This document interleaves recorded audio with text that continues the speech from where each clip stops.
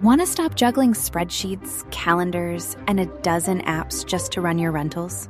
Lodgify makes it easy. It's an all-in-one toolkit for hosts. Build a direct booking website, automate guest messaging, and keep all your channels in sync. Running your rental business your way has never been simpler. And for Good Morning Hospitality listeners, you can get 20% off any yearly plan with code GMH20. Just check the link in the show notes to get started today. Welcome to Good Morning Hospitality, your one-stop shop for the latest news, noteworthy trends, and thought-provoking discussions across the industry. From hotels and short-term rentals to all things travel and hospitality, you'll find each episode equips you with the information that you need to start your week. Join us on Good Morning Hospitality every Monday, wherever you get your podcasts.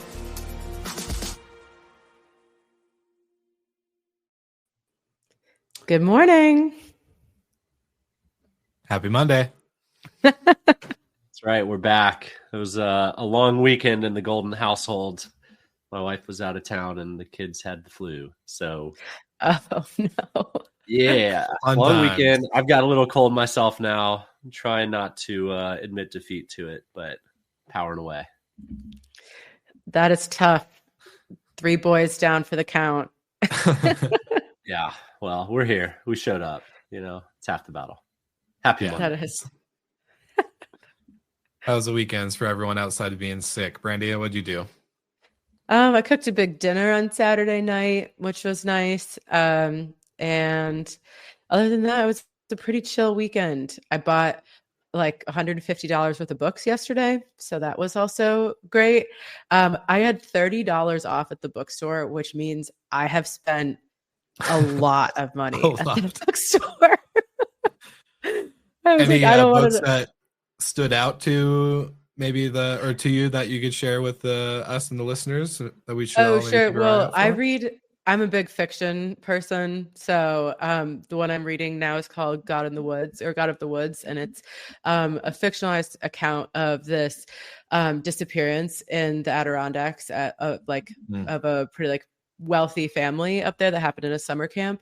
And it's caused kind of a stir in the Adirondack community because some people are like, that's not what happened. It's like, obviously it's fiction. But so I'm curious to have my own take on that. And then another one is Nexus by Yuval Harari. So not fiction, but it's his kind of explanation on AI and human thinking networks and stuff like that. So I'm excited to read that. Heard about that one.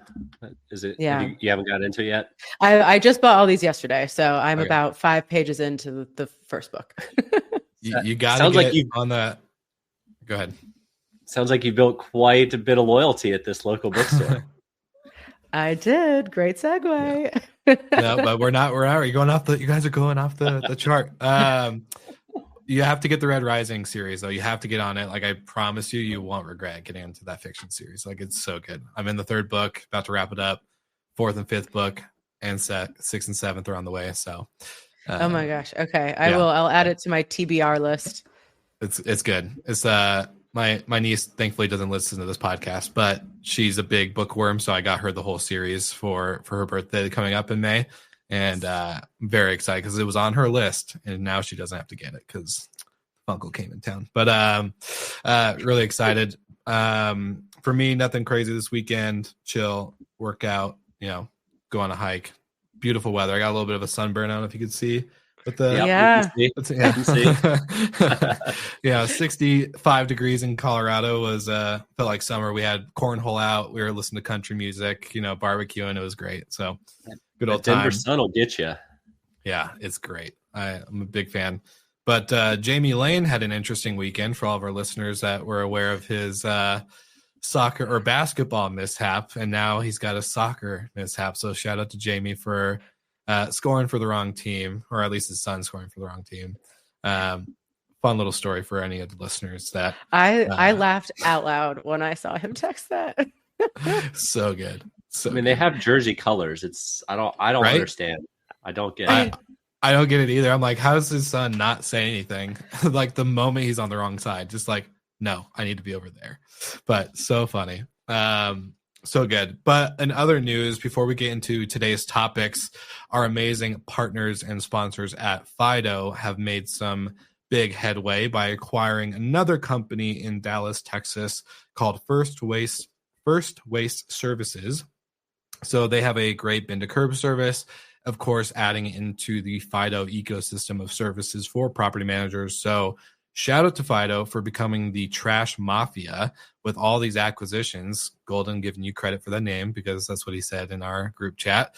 The trash mafia coming in clutch and making waves as they are enhancing bin to curb services for property managers, just like our listeners. So if you have not automated trash day, go to getfido.com today. Let them know that the GMH crew has sent you, and they'll take great care of you. Now, let's jump into the number one topic, or the first topic at least. Brandy, do you want to kind of share some lights into the first one? So talking about Vrbo and OneKey and the conundrum that they can earn the points, but they cannot burn them because for most operators or hosts on Vrbo, they are still the merchant of record. And so obviously, if you're going to have a program where you're going to be able to spend points, the operators do not have the technology or mechanism to do that. So this kind of goes back to the age-old fight between who's controlling which parts of the business. And, you know, a lot of OTAs now offer or insist on being the merchant of record. This isn't like revolutionary, but Vrbo definitely is one of the last ones. And you know, there's a lot of operators have feelings about this, and they obviously want to control, you know, be the merchant of record, control who has the final say and who refunds. I mean, there's the classic example of Airbnb during COVID, just, you know, unilaterally refunding. I remember that day. It was pretty painful. But on the other hand, outrage. Bloody Sunday. Yeah. It was. Real scary day for the bank accounts. But then on the other hand, I mean, if OneKey is going to be successful as an all-encompassing loyalty program for the Expedia family, obviously Vrbo being a significant player in that family, you know, has to be part of that loyalty program. So it makes a lot of sense, obviously, why they're, you know, trying to figure out the mechanics of making Vrbo merchant of record. Yeah, I think the way Marriott has it set up, I love it. It's basically earn all your points on regular Marriott or on the card and then go burn them on vacation rentals.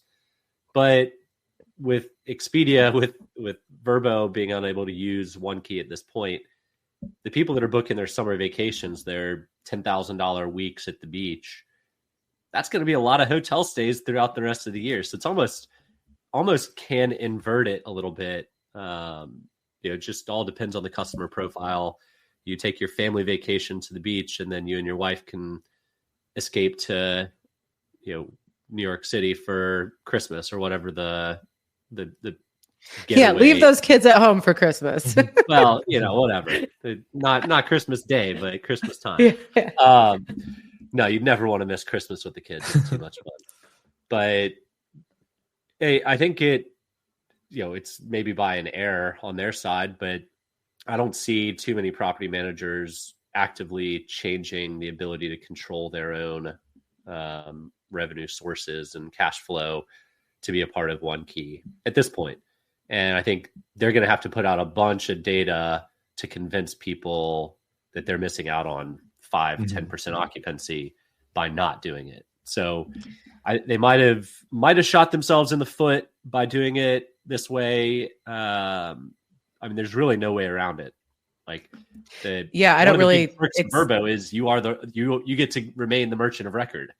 That was a big deal, to your point, Brandy, during COVID, and without being able to dictate where your money goes, that's a scary place to be as a business. They really, you know, Airbnb being the merchant of record can change a policy at a whim, and that's that. So I think maybe pre-COVID, people would have been pretty quick to change the merchant of record and be part of this program, but it's going to be a tough sell for some of the larger companies to do. Yeah, I think one of the interesting things, as I was kind of doing research before this episode and trying to get my thoughts around this, because Michael, off screen, you said this is like a big puzzle that we're all just kind of watched, right? Like, you would think when they launched One Key program, they would have thought about the merchant of record piece with Vrbo, but obviously it seems like a missed portion. And one of the incentives, or one of the interesting things I think with the Expedia versus like Marriott type situation, is that Expedia doesn't have as strong of a brand, in my opinion, from a traveler standpoint, as Marriott does. I know tons of people who know Marriott by name. Yeah, people may have Expedia because they booked a trip once because they got a better deal. But the brand of Marriott is way stronger than the brand of Expedia. So the burn of rewards points is really interesting. And our friends at Marriott Homes and Villas gave us a ton of great stats, Brandy, when we were at VRMA. We got super insightful data, especially when we kind of covered a lot of it on the show in terms of ADR rates and how high those were, the conversions, the quality of the guest in general. And I just think it's it's a big differentiator when you have a stronger brand that can justify a loyalty kind of usage versus Expedia. Yeah, it's great if you book on Expedia or Vrbo or hotels.com every once in a while, but how often are you really getting those points? Well, there's a lot of catch up. Marriott just being kind of like the star example of loyalty, like people who are like Delta, Marriott, people are loyalists, have been loyalists, and we'll talk later in the program about some of those specific loyalty programs. But it's all of these companies seeing the success that that kind of like visceral loyalty has and trying to replicate it. And I think that, let's say they solve all of the mechanical issues and the technical issues, and they get a good chunk of operators on board, there's still that like emotional component. Like, are people really going to be that loyal? Are they going to feel this? Is there a credit card that's connected to this that they can continue to earn those points in their daily lives? Are they going to switch from using their Marriott credit card or whatever to use the One Key card? So there are these kind of intangible aspects to these loyalty programs that are key to them being successful. And that will be, I think, lying a lot of the marketing around this once they get it all ironed out. Yeah, I think there's pros and cons to both. With Expedia, you can book anything, anywhere, right? You can burn points that way. But with a Marriott, a Delta, a Hilton, a Hyatt, we'll touch on this, and we can probably go ahead and blend it, Will. But it's a lot easier to be loyal to something you can touch, feel, experience, physical spaces, an airplane, a hotel versus a digital company. I think a lot of people would probably say they're loyal to Amazon. So I'll counter argument myself, but it's the experience that you get throughout the journey. And I think, like I said, there's big pros and cons. I think the One Key program, once it gets adoption and hits some level of critical mass, it can be an absolute force. But, on the loyalty numbers, I'm a member of Hilton, I'm a member of Marriott, I'm a member of Hyatt. I think that's the only three on my list. But those are the hotels I enjoy staying in. I also enjoy boutique hotels. I also stay in short-term rentals. I think it all kind of plays in with one another. And if One Key does pull it all together, that becomes rather attractive for me. Yeah. And I also think, and kind of to your point, Michael, we can segue into the next topic, but I want to know we saw a lot of good data about Homes and Villas quality of the members that were using the points and booking their stays on Homes and Villas and all that good stuff. With these metrics and these numbers, I kind of count them as vanity metrics in terms of the hotel loyalty programs, because I can get, as a front desk agent, I got so many people to sign up for Marriott Bonvoy that were first time bookers. But guess what? I guarantee you they book one trip a year. So like, how good of a quality, or maybe even less, right? Like they could maybe book every 2 to 3 years. So the numbers that don't get reported on these loyalty hotel programs is their quality of the guests in terms of how many bookings are there, right? Like they don't break it out by tier. They don't break you out. They just tell you, 227 million or whatever, right? The number. Yeah. So let's go into the... Yeah, bring that chart back up real quick. And I love the term loyalty because it's quite the opposite. I mean, it's a points scheme, at least for me. Yeah. I am I am loyal to Delta. A large function of that is because I fly out of Atlanta, and there's direct flights everywhere. It's a function of convenience and the point systems. I have points on Marriott. I have points on Hilton. I have points on Hyatt. I have, Citi credit card points or Capital One credit card points or Amex credit card points. So my loyalty is more towards my points, but that becomes that kind of goes into our next topic of you have to have ways and incentivize people to burn their points, not just earn. I mean, I'm sitting on a ton of points I haven't used because we're in a challenging phase of life with little kids where we're not taking trips all the time and we're not booking flights and staying in hotels all over the world. Hopefully that day comes again in the not too distant future, but it's not right around the corner. So in the meantime, I'm just gonna be sitting on points. And the loyalty comment is a funny one to me because my dad was loyal to Marriott, but I have had great stays in Marriott's, but I've also had them in Hyatt's and Hilton's and Wyndham's and all the others. So I think the power becomes, how can you get people to earn points in your program? And then you need to find ways like short-term rentals, like Marriott did a great job of, and like some of the other flags are doing with experiential hospitality or outdoor stays, find ways that they can burn them in places that they're not typically, not a city center hotel brand. Yeah. I think that's the interesting part as you've watched these big hotel flags add these, maybe previously unusual brands to their group. It's exactly to your point, trying to give people different ways to burn, but then also seeing, okay, where are we losing customers right now, and trying to create an ecosystem so that you will, if you're going to go glamping, maybe you'll just specifically choose the glamping company that's under Hilton to burn your points. But I was actually really surprised looking at this list at how close Hilton is to Marriott. So Hilton has 210 million and Marriott has 228. I don't know why. I think it just speaks to the branding power of Marriott that I thought they would be far and away the leader in that. But it just goes to show you why there is so much emphasis on these loyalty points, keeping customers, trying to build out these robust ecosystems, because it's very close for the top players. And then you see some of the small ones, like Sonesta has 7 million, not even really on the map there in terms of loyalty. Yeah. Yeah. Well, I want to make a point back to what Michael was saying. Points don't equal loyalty. And I got that quote from Jeff Lowe, who's the founder of Stash Hotel Rewards, when we were talking last week for an episode on Slick Talk. So stay tuned. But it's really interesting because he made a great point and great comment. I'm loyal to my barber, right? Because my barber knows what I like. He knows how to do it good and consistently. And he's a good person, right? And there's that personalization piece. There's that good feeling. There's good quality. I'm loyal to him. If he ever leaves the shop that he's at, I'm following him, right? It's gotten to that point.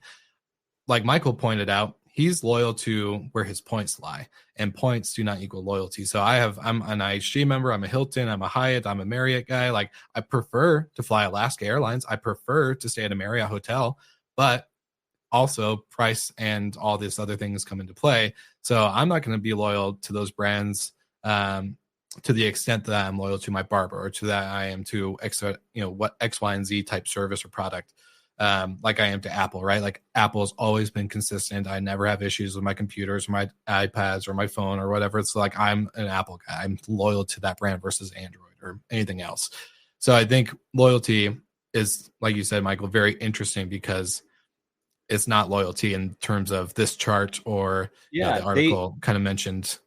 They started out as loyalty programs, 100%. And some of the stuff still exists, right? You stay, my dad traveled every week and stayed in a Marriott, all over the country, whatever. They knew whenever he checked in, he wants this room that's as far away from the elevator. He wants 2 extra towels. He wants, whatever they knew it. He was a diamond or whatever their premium thing is. The diamond medallion, blah, blah, blah. Right. So, but their status, there's a piece of your profile carries with that to that property, right? That property, but that brand as well. Yeah. And, Marriott Hilton, Hyatt, they do a great job of delivering that to their premium guests. But most of us have points with them. We're gold or silver because our credit card gave us that status. And it doesn't really mean anything. It just means they make you feel a little bit more special. So then maybe you'll burn more points or earn more points with them. And they know nothing about me as a traveler. They've never asked my preferences of room types. They've never asked, there isn't that two-way street like you're talking about, Will, where the relationship has been built. But the relationship has been built with my wallet in the means of points. And to kind of get back to how this ties in with short-term rentals and outdoor hotels and whatnot,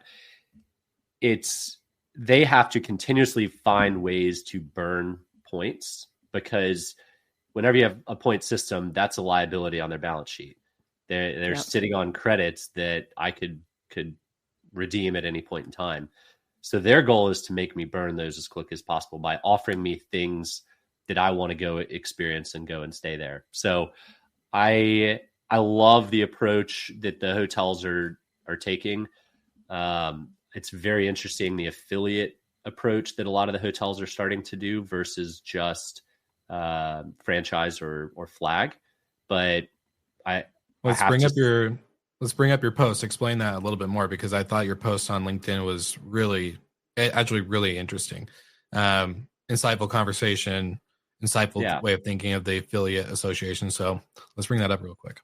Yeah. So Skipped wrote a great article. I mean, we've touched on it here, but like I was saying, the flags are looking for ways to burn points. And so they're doing affiliate deals, basically becoming an OTA for brands like Sonder, Trailborn, Under Canvas, AutoCamp. And there's more. And I think a lot more of the flags see this happening, and there's just going to be an arms race. So what does that mean in short-term rentals? Does Costigo sign with one brand in particular? Does Romy sign with one brand in particular? The numbers are there, right? Everyone wants to be with Marriott or Hilton. They're neck and neck. And then the next tier, like Hyatt, Wyndham, and then the next tier, right? So it does matter which brand you align with, but at the same time, that's distribution into a network of people that are sitting on points. And it's, if you can chew away 5% from the OTAs or whatever, just to diversify your unit mix, that's a big win. Yeah. And I think, in relation to short-term rentals, it's how does our industry get involved in this loyalty game? How do we tap into these, millions of people, hundreds of millions, billions of points that are sitting there? How do we tap into that? And really, I to your point, I think the affiliate route is interesting. I don't think, someone in your comments mentioned, is Airbnb ever going? Mark Lupin asked, will Airbnb ever start a rewards program? I don't think we're going to see that, at least any time soon. And so it's a struggle, I think, for operators. And before off camera, we had some conversation about, operators starting their own loyalty programs or membership programs. And I just think that this part is the most elusive, like how to build that yourself is very, very difficult. And so, it'll be interesting to see if any of the big players like Costigo can show us the way for some of the smaller players. Well, to that, Randy, though, I think the thing, and I agree with you, it's very hard to create these programs, but it's not like the data and the information isn't there for us to collect and start doing, right? If you use a CRM, there's plenty of industry or non-industry CRMs out there. You gain email access to who your guests are, whether it's through a Wi-Fi access or just whatever you have to do in order to get creative to get those emails, to create these programs and memberships. I'm a member at this hotel called the Clayton Hotel here in downtown Denver. And it's a co-working space, and I think it's great because they were thinking outside their ADRs, right? This is very hard for vacation rental management companies. I get it, because diverse inventory or dispersed inventory, sorry. But, Matt at Red Cottage has proven this example that, subscription type membership drives loyalty. Not everyone's going to sign up for it, but those who stay at a Red Cottage property once, twice a year, for sure, it makes sense for them to spend the whatever the membership fee is, and get these discounts and get these exclusive swag, retail kind of e-commerce pieces. And there's a lot of creativity out there. And I think that's what our industry does so well. The vacation rental industry is so creative in so many ways because we have to be, right? And I think if we use the tools to our advantage and, use, distribution tools or become part of a homes and villas program or something like that in the meantime. But at the end of the day, you should be building your own. I don't think it's pick one of these loyalty programs or die. It's pick one that maybe works for you for now, but like keep building. You should definitely be building your own type of loyalty, personalization. There are tools out there that do allow this to happen. So it just comes down to how long are you willing to build, especially if you're not like looking to create a company that's going to be around for a long time. I don't think it makes sense. But if you're here to build a legacy property management company that is here through 30 years, 40 years, yeah, I definitely think it's totally worth it. I think we're just on the tip of the iceberg on the loyalty component, because I mean, a large part of the affiliate stuff with the major flags, Sonder and Marriott, for example, I think we can assume that they have a first right of refusal to buy them at some future point. So it's a way to kind of secure an acquisition in the future, potentially, if the brands like each other, the numbers look good, et cetera.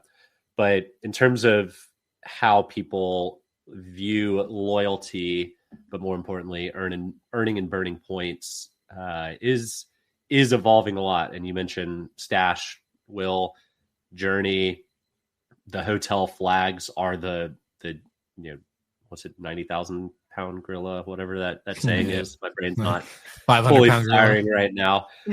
Yeah, something 90, like that. Yeah. That sounds like a heavy gorilla. That's King big Kong. Gorilla. King Kong, yeah. But I do think there is room for it. And then the Expedia, I mean, they're a behemoth, right? But can they convert this into a meaningful program? I think starting with the credit card makes total sense.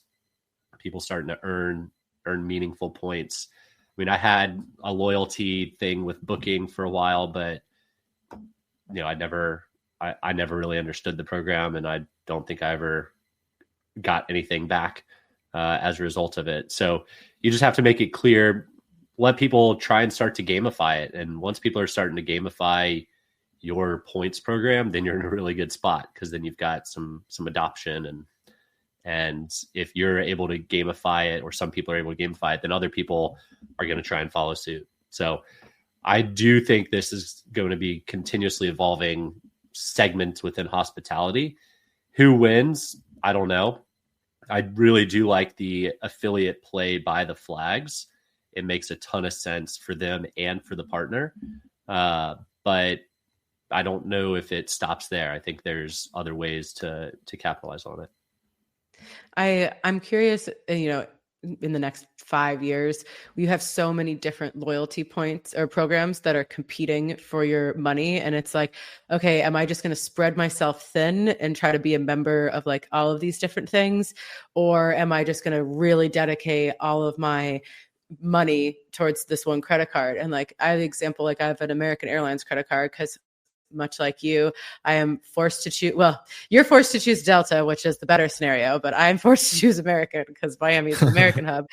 So I have that card, but then also the Chase Sapphire Reserve, that's a card where, it is much more broad. I can use those points on a number of things. It's not one brand specific. And so then I'm thinking like, okay, would I add another like credit card or another loyalty program? Like how far is my money being spread? Am I going to get worse benefits or worse things because I only have a few points in each place? Or do I just pick one and concentrate all of my money there, and then, can get maybe like, first class tickets to Southeast Asia or something, a big purchase? Yeah, I think in the beginning, it started out as a loyalty to one, and that was who you stuck with. And now it's opened up to this game of, hey, how many points can I get across the board? And I think it's going to, just prediction, it's going to slowly start going dwindled down. It's going to be like, okay, what one do I actually use the most? What one do I actually get the most benefits? What one actually takes care of me better when I check in, or when I get my upgrade, or when I get this, right? Like, it's eventually going to come down to quality versus quantity. And one of the kind of comments I was thinking about earlier is, brands create members. Hosts or individuals that don't really create a brand, get whatever the OTA or the platform gives them. So I think when it comes to this, it's really important to think about brand and to think about what that brand means to your users. I think it's a true testament to what Expedia has done, to what Marriott's done, to what Hilton's done, to Red Cottage, for an example, to all these companies that have these programs. It's all about brand, and eventually there's going to be a kind of a dwindling down of how many brands people are going to pick their loyalty to. I like that vision, the loyalty to the points, and then ultimately back to the loyalty. People, when they travel, they want to experience, they want to feel special, right? And nobody feels special if everybody has gold or silver at this hotel, and it really doesn't mean anything except maybe you sign in over here instead of over here. Well, guess, like when you go on to Expedia or Booking, guess what? You automatically become a member when you try to book with them. So it's like, okay, I guess like I'm a member now. Great. For the one time I'm going to book this one stay because it's cheaper, or whatever the situation is. It's like, is that really loyalty? It's not. It's just everyone's getting it. Yeah. And it goes back to Brandy's comment of are we going away from loyalty and into points? I like your world, Will, where we get back to actual loyalty, but it's going to be a while. We're in the points earn and burn phase of the cycle, and we're going to be here for a hot minute. Apparently, the only thing I'm loyal to is this one bookstore in Miami. But it's local. It's a good local experience. They know you. They probably say hi when you walk in. It's and always support local booksellers. Barnes and Noble and Amazon don't need it. Agreed. But agreed. We'll see how this plays out. I think the thing I'm most interested in that'll happen in the near term is seeing how Vrbo manages the integration into, or getting a host to be merchant of record, and to see if people this time around put up a huge fuss, or if people are, more, willing to accept that as a potential to gain more customers. For sure. And to be honest, I behind the scenes, we're talking about, Alabama passed a law that is stating that OTAs have to allow the property managers and operators be the merchant of record. And I texted Ginger Harrison from Beach Ball Properties, and she said that it went into effect October 1st of last year, and Airbnb is still not compliant. So there's some interesting laws and things happening with merchant of record situations. So it's not just Vrbo. There are states and destinations that are big advocates of staying as the merchant of record. So the story will continue to follow. To be fair to Vrbo, they are compliant on that one. So it is a vast change in how Airbnb approaches it. And I think your merchant record states, the North Carolinas of the world, trust accounting are going to start to require that. And I don't know if that's a bad thing. So let people control their income. Don't have a middleman sitting in the middle. But more people are taking from the pie. You have to. In terms of points. It's a giant puzzle. Yes. Well, lovely episode, lovely conversation. Always great to see you guys. For the listeners, for the morning people out there, make sure you like and subscribe to our newsletter. We are back up and running, and it is going out every week. So first one went out last week, right before our Good Morning Outdoors crew went live on Thursday morning. Covered a wide range of amazing topics, and Matt and Alex have crushed it for their first episode. So if you're into the outdoor segment, then you definitely need to listen to Good Morning Outdoors. And Paul Manzi, you are correct. You don't mess with Ginger. She is one feisty one, especially on LinkedIn. So good. Always seeing the insights that she drops and the way that she is embracing business in our industry. It's just incredible. So shout out to all of our morning people that tune in live. Paul, Jeremy, we love seeing you guys. And of course, don't forget the other GMH ecosystem crews out there. We got Europe on Tuesdays, hotels on Wednesdays, and of course, outdoors on Thursdays. What are we going to do on Fridays? I don't know. Late night espressos. What are we thinking, guys? I'm thinking we got to have something, but eventually we'll get there. But for all of you guys out there, thank you so much for tuning in. And of course, like always, we'll see you again next week.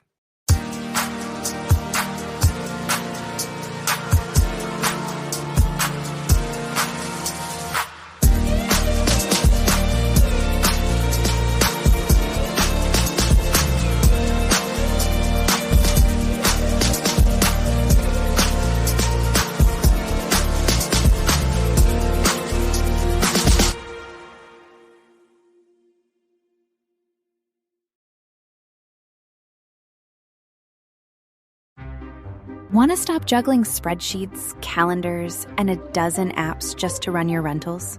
Logify makes it easy. It's an all-in-one toolkit for hosts. Build a direct booking website, automate guest messaging, and keep all your channels in sync. Running your rental business your way has never been simpler. And for Good Morning Hospitality listeners, you can get 20% off any yearly plan with code GMH20. Just check the link in the show notes to get started today.